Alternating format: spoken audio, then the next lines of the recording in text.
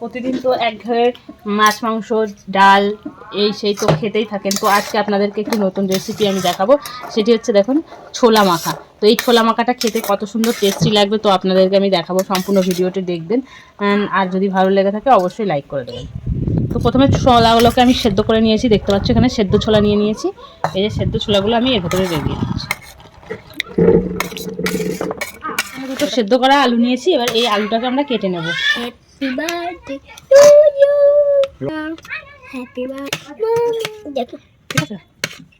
তো আলুগুলো দেখতে পাচ্ছ এইভাবে কেটে কেটে নিচ্ছি।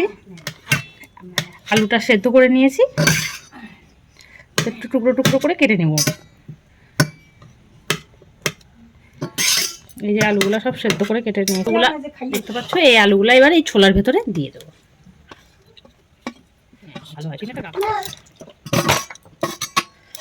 তো দেখতে পাচ্ছ এখানে আমরা পেঁয়াজ নিয়ে নিয়েছি, পেঁয়াজটাকেও কেটে নেব।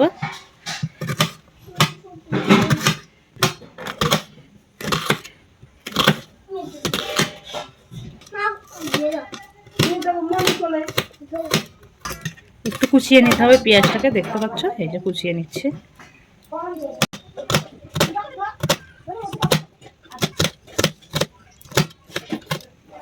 দেখলা পেঁয়াজটা আমার কুচানো হয়ে গেছে। এবার লঙ্কা, কাঁচা লঙ্কা নিয়ে নিয়েছি, কাঁচা লঙ্কাগুলোকে কুচিয়ে নেব। কাঁচা লঙ্কা তো আমার আলু আমার নাম তিন্নি বিশ্বাস। দেখতে পাচ্ছ টমেটো কাটা হয়ে গেছে, টমেটোগুলো সরিয়ে দিচ্ছি। দেখতে পাচ্ছ শসাগুলো একটু টুকরা টুকরা করে কেটে নিলাম।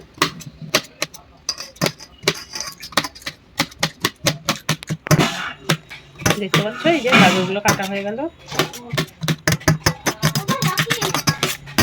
সবশেষে লেবু কেটে নিয়েছি, দেখো লেবুর ভেতরে বীজ কত।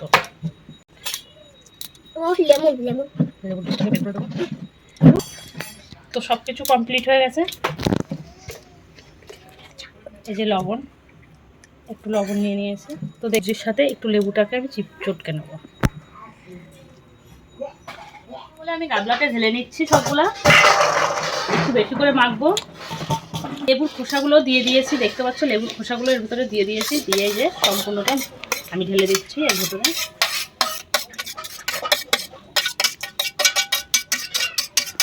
তো এটাকে ভালো করে মিক্সচার করবো।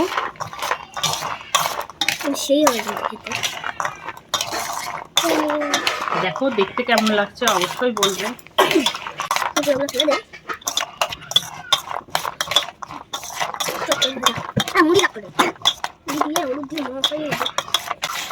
ভালো করে মেখে নিলাম।